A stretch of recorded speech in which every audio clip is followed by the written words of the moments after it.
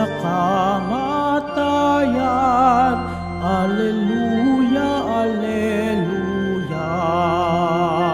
Panginoon ang naghirang sa tinubos niyang bayan. Nagpupuring mga hinirang, masayang nagdiriwang.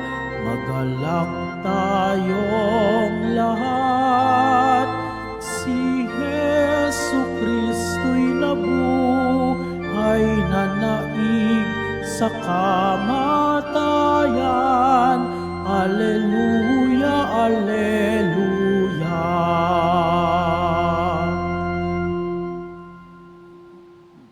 Sa ngalan ng Ama at ng Anak at ng Espiritu Santo, Amen. sumainyo ang Panginoon. At sumaiyo rin.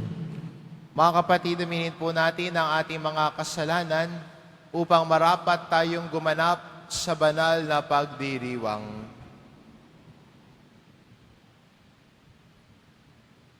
Inaamin ko Sa makapangyarihang Diyos at sa inyo mga kapatid, na lubos akong nagkasala sa isip, sa salita, sa gawa at sa aking pagkukulang.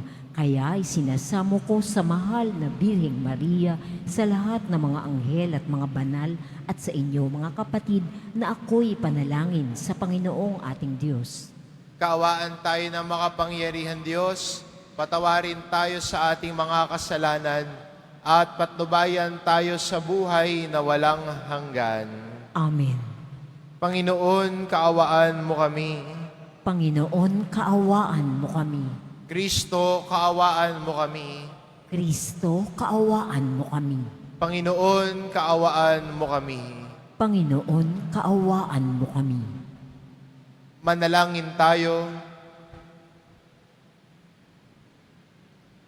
Ama naming makapangyarihan, sa iyong mga isinilang sa tubig at Espiritu Santo, ang pinto ng langit ay binuksan mo. Dagdagan mo pa ang buhay na iyong bigay sa amin upang sa mga dinalisay mo sa pagkamasuwayin ay hindi mahadlang ang kamtin ng iyong paggiliw. Sa pamamagitan ni Hesukristo, kasama ng Espiritu Santo, magpa sa walang hanggan. Amen. Magsiupo muna po ang lahat. Pagbasa mula sa mga gawa ng mga apostol. Noong mga araw na iyon, sinabi ni Esteban sa mga tao, sa matatanda at sa mga iskriba, "Napakatigas ng ulo ninyo, di pa nababago ang inyong kalooban. Ayaw ninyong dinggin ang katotohanan. Kung ano ang ginawa ng inyong mga magulang, iyon din ang ginawa ninyo. Lumalaban kayong lagi sa Espiritu Santo. Sinong propeta ang hindi pinag-usig ng inyong mga ninuno?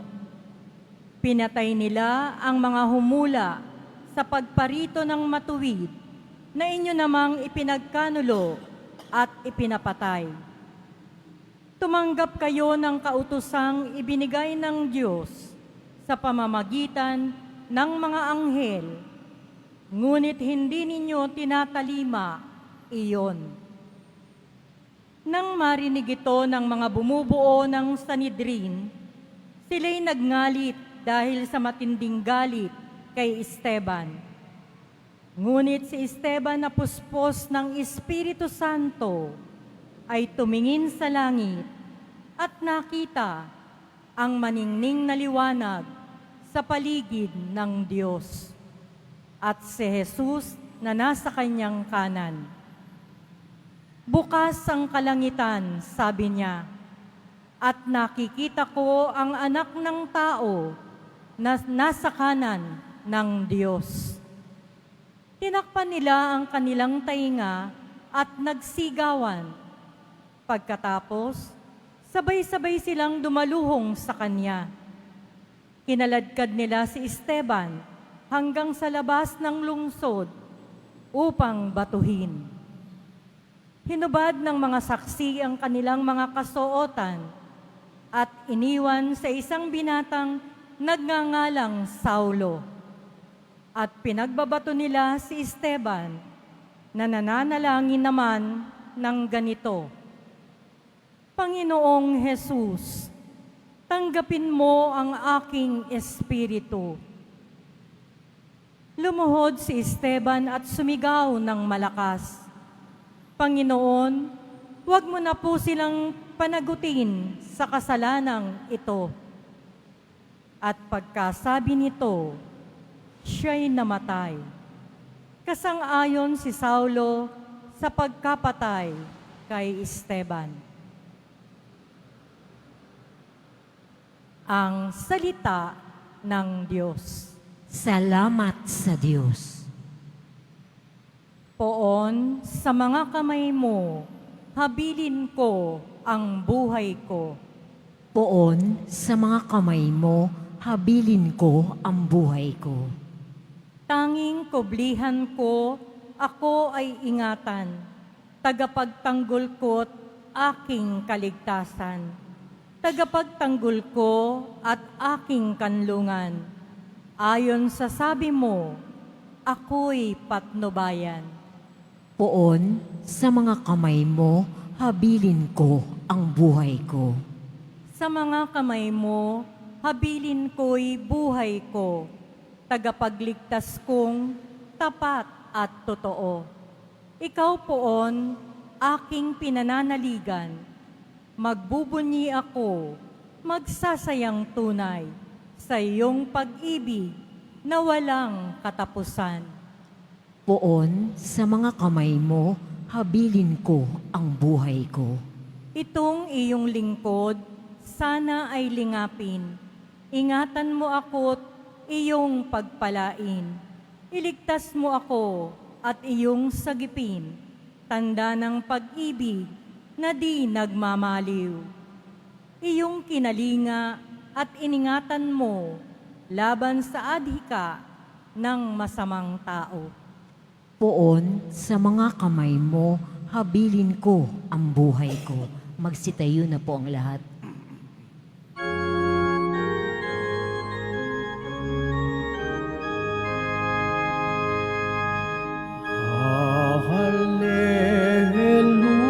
Hallelujah, Hallelujah,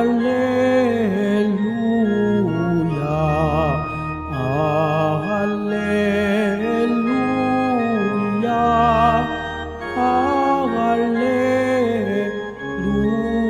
Hallelujah. Nagbibigay kasiyahan, pagkaing dulot ay buhay, si Jesus na poong mahal. Hallelujah, Hallelujah,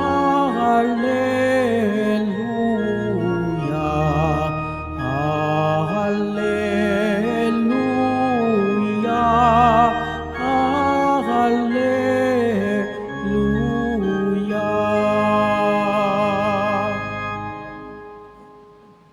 Sumainyo ang Panginoon, At sumaiyo rin. ang mabuting balita ng Panginoon ayon kay San Juan. Papuri sa iyo, Panginoon.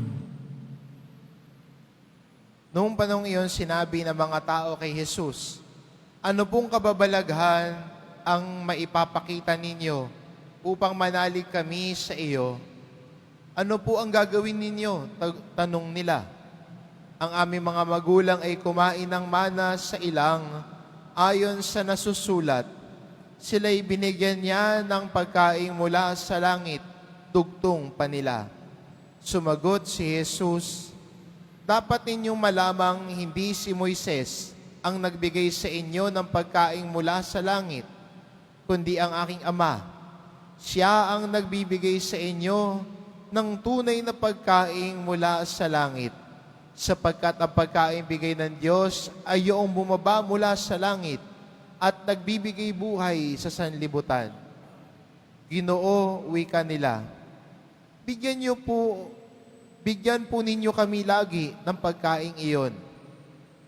Ako ang pagkain nagbibigay buhay, sabi ni Jesus.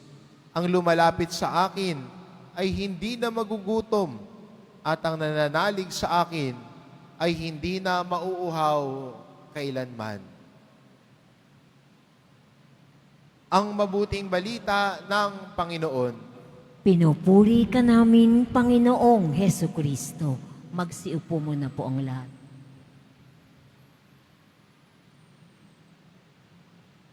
Maganda mapansin sa ating mga pagbasa ang isang problema. At ano yung problema na yon? Ang mga nakikinig, lalo na sa unang pagbasa natin kay Esteban, ay may selective hearing. Dahil hindi nila gusto yung naririnig nila, kahit na sila ay tinuturuan ng tama, anong reaksyon nila? Sila pa yung galit na galit. Diba?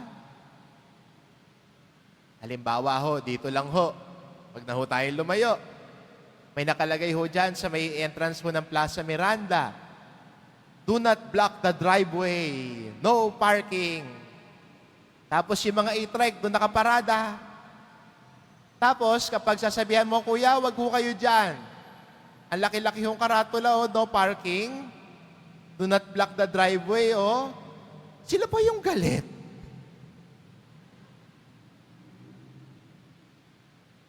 Minsan, yung vendor ho dito,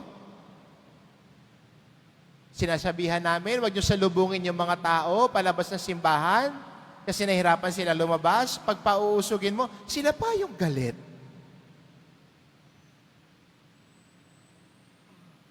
Let's be true and let's be real. Minsan, selective hearing tayo. Yung gusto lang natin ang panig sa atin, yun yung papakinggan natin. Pero kung sina-challenge na yung katigasan ng ulo natin, nagagalit tayo. At ito din po sa ating sa ating unang pagbasa. Yung katigasan ng ulo ng mga tao dahil ayaw nilang makinig, mas gusto nila panghawakan yung gusto nila. Kaya ano ginawa kay Esteban? Pinatahimik. Kaya, di ba, nung si Esteban, habang binabato siya, ay nagpapahayag na nakikita niya na ang Ama. Ano ginawa nila? Para hindi marinig si Esteban, tinakpan ng tenga at nagsisigaw. Dahil ayaw makinig. Mas gusto manatili sa katigasan ng ulo at puso nila. Ganon din ho sa ating ebanghelyo. Ang mga tao lumalapit kay Jesus dahil sila'y pinakain niya. At ang una nilang hinahanap, anong magagawa mo para sa amin? Anong kababalaghan, anong milagro gagawin mo para sa amin? Pinakain mo kami, pakainin mo lagi kami, ha? Paano ba kami makakakain yan na hindi na kami magugutom? At anong sinabi ni Jesus? Ang manalig sa akin ay makakain ng tinapay na nagbibigay buhay. At ang tao na nanalig kay Jesus, anong sinasabi niya? Ang nananalig sa akin ay nakikinig sa aking salita at tumutupad nito. Kaya bilang mga Kristiyano, maganda kung tunay tayo nananalig kay Jesus at nais nating manalig sa Kanya, bukas ang tenga natin para pakinggan ang Kanyang salita. Bukas ang ating tenga na ang ating pinakikinggan din ay humuhubog sa puso natin. At yan ang taong tunay na nananalig kay Jesus. Kaya ang imbitasyon sa atin bilang Kristiyano ngayon, ano yung umahad lang sa iyo para lumapit kay Jesus? Ano yung umahad lang sa iyo na mas lumalim ang pananampalataya mo sa Kanya? Baka pwede rin tignan natin minsan yung sarili nating katigasan ng ulo. baka pwede rin nating tignan minsan yung ayaw nating makinig. Gusto natin tayo yung pakinggan. Pero ayaw nating makinig. Hindi naman ho pwedeng ganun. Maganda siguro no, na bilang Kristiyano, hayaan natin na hubugin ng poong Nazareno ang ating puso at isipan. Na tayo ay bukas sa kanyang salita, bukas sa kanyang aral at turo. At ang pagiging bukas sana natin sa kanyang mga aral at turo, ang humubog sa atin maging katulad ni Jesus, ang pagiging masunurin sa Ama. At yan ang magandang katangian ni Jesus. At yan ang mabuting halimbawa ang pinapakita niya sa atin. Na tayo bilang mga Kristiyano, tulad ni Jesus Nazareno, ay masunurin sa Ama. Handang makinig, handang hubugin, handang sumunod. Kaya tulad ni Esteban, sa kanyang pagpapahayag tungkol kay Jesus, mas pinili niyang sumunod kay Jesus kahit sa pag-aalay ng sarili niyang buhay. Mas pinili niya na manindigan sa salita ng Diyos kaysa ang sarili niyang kaginhawaan. Kaya magandang imbitasyon din sa atin ito. Oo, may mga pagkakataon na ang salita ng Diyos ay medyo guguluhin ka. Guguluhin ka sa pagiging matigas ang ulo mo. Guguluhin ka sa pagiging matigas ang puso mo. Pero hayaan mo minsan naguluhin ka ng Panginoon para ang puso mo at isipan mo ay mahubog niya. Hayaan mo minsan na ayusin ng Diyos ang puso at isipan mong tumigas na dahil sa pagiging makasarili. Nang sa gayon, buong puso tayong manalig at sumunod sa Kanya. Amen. Magsitayo na po ang lahat.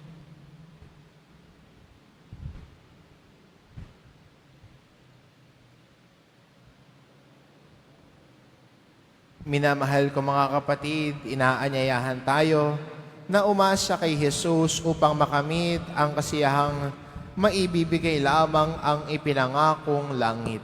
Ang ating itugon, Jesus, tugunan mo ang lahat ng aming gutom at uhaw. Jesus, tugunan mo ang lahat ng aming gutom at uhaw. Ang simbahan naway magsikap na maihatid ang pag-ibig ni Jesus sa lahat ng taong nagugutom sa tinapay ng buhay. Manalangin tayo. Jesus, tugunan mo ang lahat ng aming gutom at uhaw. Atin nawang maunawaan na ang presensya ni Kristo sa Eucharistia ay isang palagiang pagtawag sa atin upang ibahagi ang ating buhay sa lahat ng ating nakakadaupang palad. Manalangin tayo. Jesus, tugunan mo ang lahat ng aming gutom at uhaw. Ang mga nagtitiis ng gutom at pagkauhaw, naway matugunan ni Jesus na siyang ating tinapay. Manalangin tayo. Jesus, tugunan mo ang lahat ng aming gutom at uhaw. Ang mga may sakit, naway makakuha ng lakas sa pagtanggap sa Eucharistia. Manalangin tayo. Jesus, tugunan mo ang lahat ng aming gutom at uhaw. Ang mga pinalakas ng Eucharistia sa buhay na ito, naway muling buhayin sa huling araw. Manalangin tayo. Jesus, tugunan mo ang lahat ng aming gutom at uhaw. Ama naming nasa langit, isinugo mo mula sa langit ang iyong anak upang maging pagkain ng aming kaluluwa at akayin kami patungo sa iyo. Marapatin mo na sa pamamagitan ng aming pananampalataya kay Jesus na tinapay ng buhay, kami ay laging makasama sa iyo. Hinihiling namin ito sa pamamagitan ni Kristo na aming Panginoon. Amen. Magsiupo muna po ang lahat.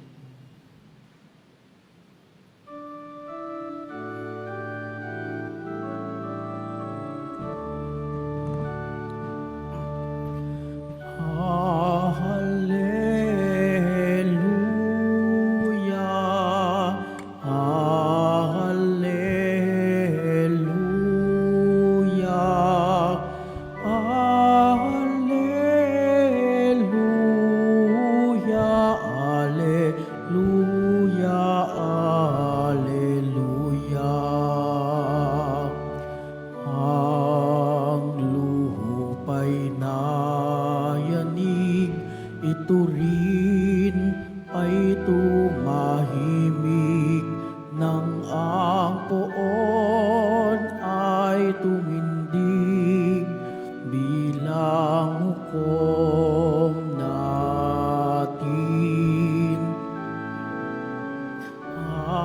Hallelujah, Hallelujah, Hallelujah, Hallelujah, Hallelujah.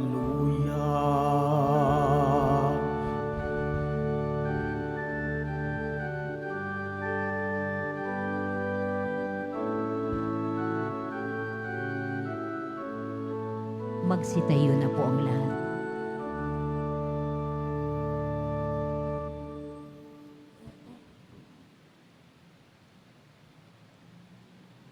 Manalangin kayo mga kapatid, upang ang paghahain natin ay kalugdan ng Diyos amang makapangyarihan.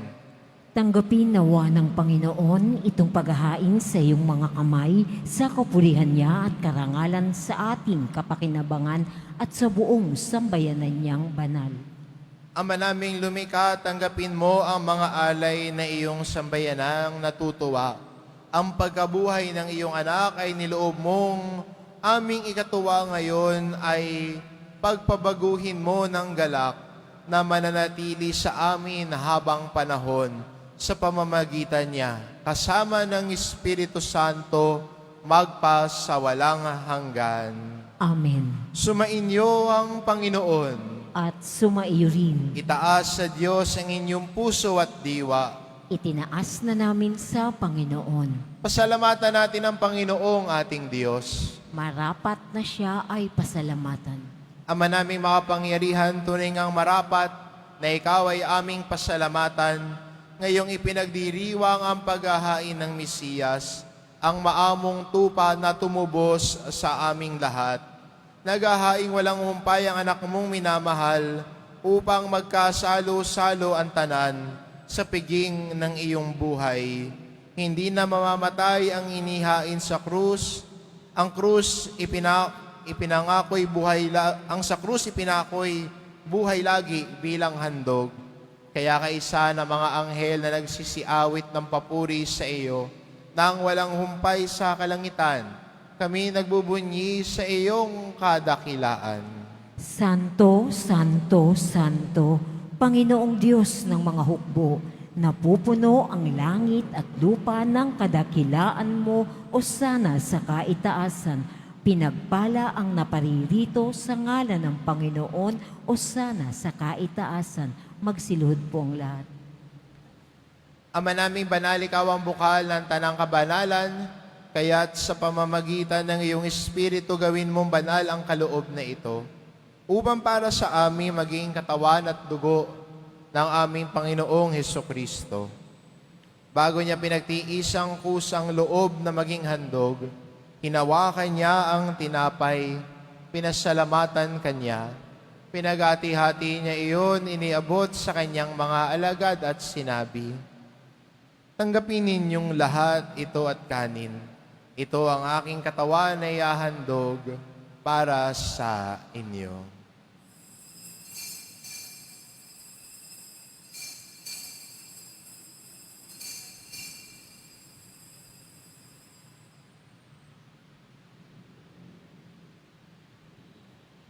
Gayun din naman na matapos ang hapunan, hinawakan niya ang kalis, muli kanyang pinasalamatan. Iniabot niya ang kalis sa kanyang mga alagad at sinabi, "Tanggapin ninyong lahat ito at inumin. Ito ang kalis ng aking dugo, ng bago't walang hanggang tipan. Ang aking dugo na ibubuhos para sa inyo at para sa lahat, sa ikapagpapatawad ng mga kasalanan. Gawin ninyo ito sa pag-alala sa akin."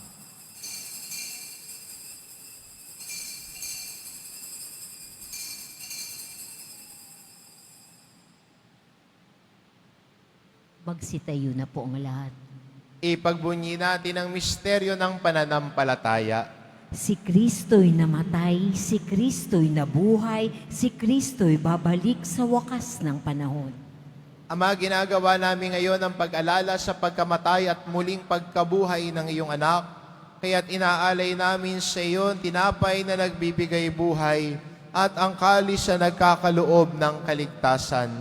Kaming nagpapasalamat dahil kami iyong minarapat na tumayo sa harap mo para maglingkod sa iyo. Isinasamo namin kaming magsasalo-salo sa katawan at dugo ni Kristo ay mabuklod sa pagkakaisa sa pamamagitan ng Espiritu Santo. Ama, lingapin mo ang iyong simbahang laganap sa buong daigdig. Puspusin mo kami sa pag-ibig, kaisa ni Jose na aming obispo at ng Tanang Kaparian. Alalahanin mo si Francisco na tinawag mo mula sa daigdig na ito. Nung siya'y binyagan, siya'y nakaisa ni Kristo sa pagkamatay. Ngayon siya'y pumanaw, naway makaisa siya ni Kristo sa pagkabuhay. Alalahanin mo rin ang mga kapatid naming nahimlay na may pag-asang sila'y muling mabubuhay. Gayon din ang lahat ng mga pumanaw. Kaawaan mo sila at patuloyin sa iyong kaliwanagan. Kaawaan mo at pagindapatin kaming lahat na makasalo sa iyong buhay na walang wakas. Kaisa na mahal na Birheng Maria na ina ng Diyos, na ang kabiyak ng puso niyang si San Jose, kaisa na mga apostol at ng lahat ng mga banal na namuhay dito sa daigdig ng kalugod-lugod sa iyo, maipagdiwang nawa namin ang pagpupuri sa ikararangal mo sa pamamagitan ng iyong anak na aming Panginoong Hesu Kristo. Sa pamamagitan ni Kristo, kasama niya at sa Kanya, ang lahat ng parangal at papuri ay sa iyo, Diyos Amang makapangyarihan, kasama ng Espiritu Santo, magpa sa walang hanggan. Amen. Sa tagubili ng mga nakagagaling na utos at turo ni Jesus na Panginoon natin at Diyos, ipahayag po natin ng lakas loob. Ama namin, sumasalangit ka, sambahin ang ngalan mo, mapasa amin ang kaharian mo, sundin ang loob mo dito sa lupa para nang sa langit. Bigyan mo kami ngayon ang aming kakanin sa araw-araw at patawarin mo kami sa aming mga sala para nang pagpapatawad namin sa nagkakasala sa amin. At huwag mo kaming ipahintulot sa tukso at iadya mo kami sa lahat ng masama. Hinihiling namin kami adya sa lahat na masama pagkalooban ng kapayapaan araw-araw, iligtas sa kasalanan at ilayo sa lahat ng kapahamakan, samantalang aming pinananabikan ang dakilang araw ng pagpapahayag ng tagapagligtas naming si Hesu Kristo. Sapagkat iyo ang kaharian at ang kapangyarihan at ang kapurihan magpakailanman. Amen. Panginoong Jesucristo, sinabi mo sa iyong mga apostol, kapayapaan ang iniiwan ko sa inyo, ang aking kapayapaan ang ibinibigay ko sa inyo. Tungayan mo ang aming pananampalataya at huwag ang aming pagkakasala. Pagkalooban mo kami ng kapayapaan at pagkakaisa, ayon sa iyong kalooban, kasama ng Espiritu Santo magpa sa walang hanggan. Amen. Ang kapayapaan ng Panginoon ay laging sumainyo. At sumairin. Magbigayan kayo ng kapayapaan sa isa't isa. Kordero ng Diyos na nag-aalis ng mga kasalanan ng sanlibutan, maawa ka sa amin. Kordero ng Diyos na nag-aalis ng mga kasalanan ng sanlibutan, maawa ka sa amin. Kordero ng Diyos na nag-aalis ng mga kasalanan ng sanlibutan, ipagkaloob mo sa amin ang kapayapaan. Magsilhod po ang lahat. Itong kordero ng Diyos, ito nag-aalis ng kasalanan ng sanlibutan. Mapalad ang mga inaanyayahan sa kanyang piging. Panginoon, hindi ako karapat-dapat na magpatuloy sa iyo, ngunit sa isang salita mo lamang ay gagaling na ako.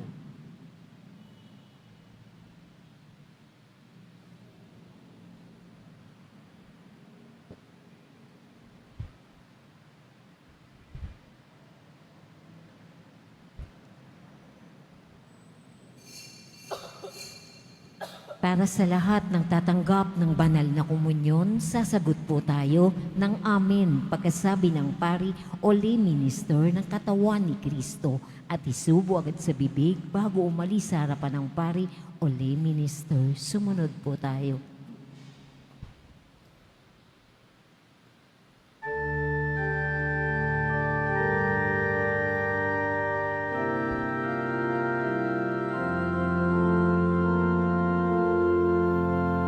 Si Kristo'y inialay na, pamaskong maamong tupa. Magsalo tayong masaya sa tinapay na pamista, bago't wagas. Alleluia. Purihin ang Panginoon sa Kanyang kabutihan. Pag-ibig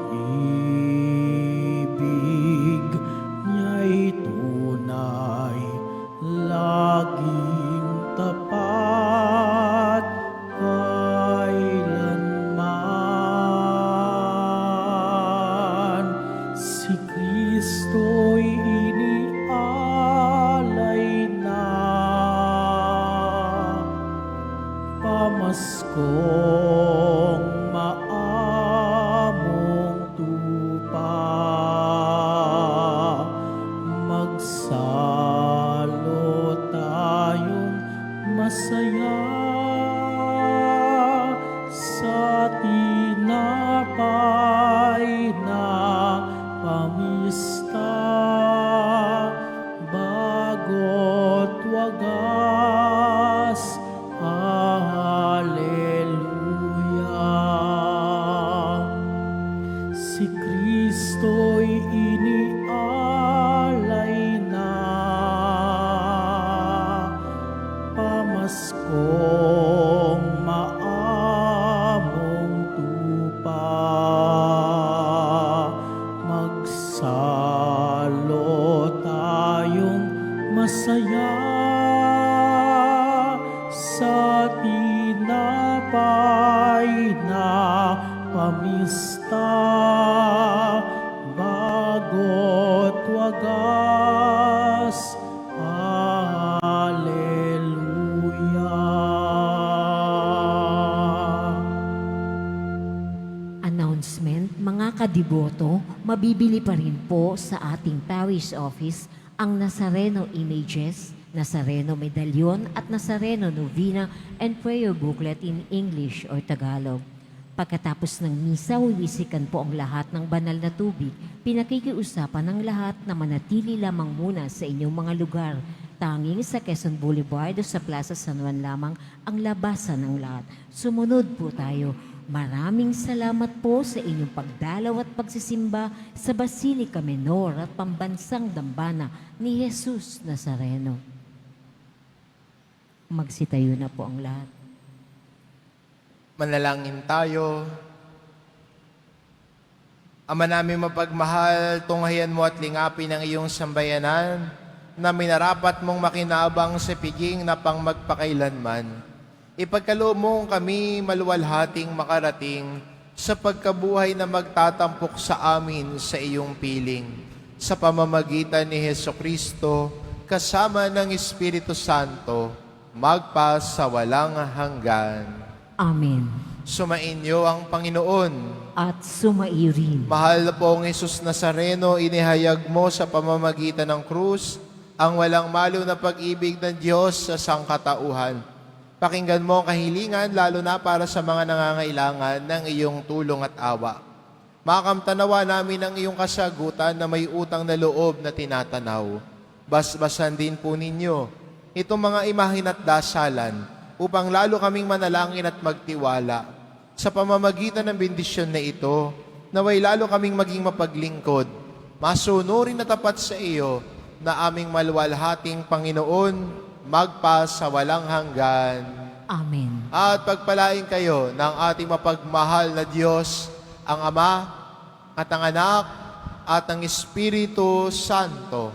Amen. Humayo kayo, taglay ang kapayapaan ng poong Jesus Nazareno. Salamat sa Diyos.